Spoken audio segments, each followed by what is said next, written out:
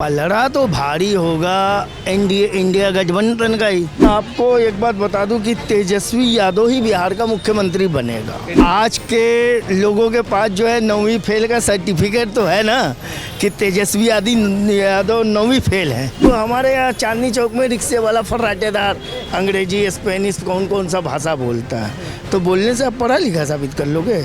आप लोग किस स्कूल में पढ़े हो भाई?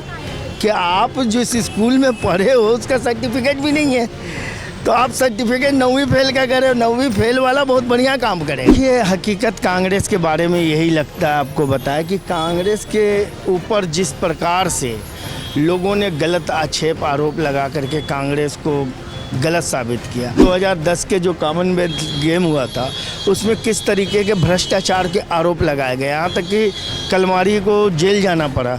लेकिन आज वही देखिए कि कई सालों के बाद 2025 में ये जाकर के फैसला आया कि कॉमनवेल्थ गेम में कोई घोटाला हुआ ही नहीं था, सब बाइज्जत बरी हो गया। नमस्कार, मैं शिवम चौबे और आप देख रहे हैं सौगंध टीवी। बिहार चुनाव बेहद नज़दीक है। महागठबंधन ने ऐलान कर दिया कि 243 की 243 सीटों पर साथ मिलकर चुनाव लड़ा जाएगा, जिसको लेकर अब चर्चाएं हैं। अभी तक कोई मुख्यमंत्री का चेहरा नहीं ऐलान किया गया। बिहार में क्या लगता है, गठबंधन जो बनाया है, महागठबंधन जिसका नाम दिया है, तमाम राजनीतिक दल, विपक्षी नेता साथ मिलकर खड़े हुए और एकजुट होकर ये संदेश दिया कि अब बीजेपी और एनडीए के खिलाफ लड़ाई लड़ी जाएगी बिहार में।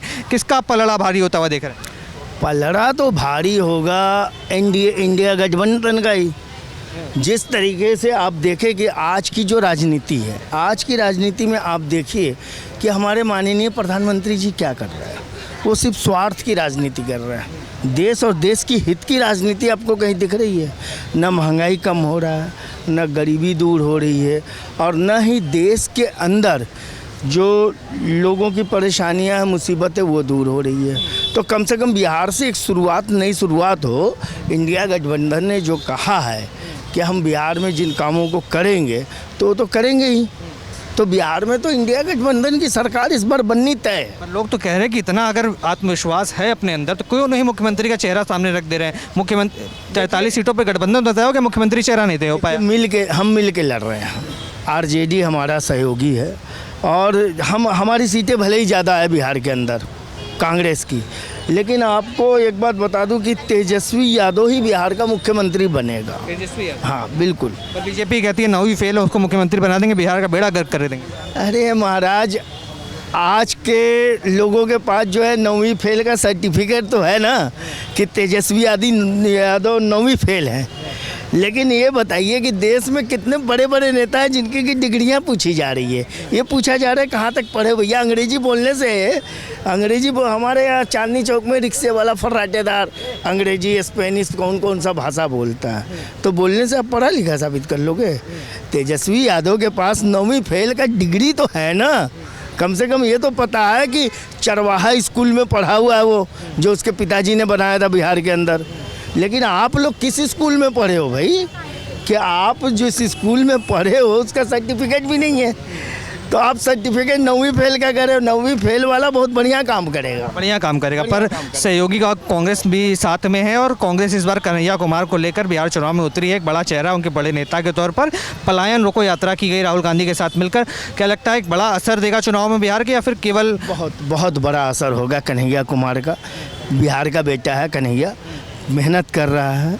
आगे चल कर के उसको जो है कि सेंट्रल में, केंद्र में जो है कि जगह मिलेगी। लेकिन बिहार में जो मेहनत कर रहा है उसकी मेहनत का फल जो है कांग्रेस को मिलेगा, जो कांग्रेस बिहार से धीरे धीरे लुप्त हो रही थी।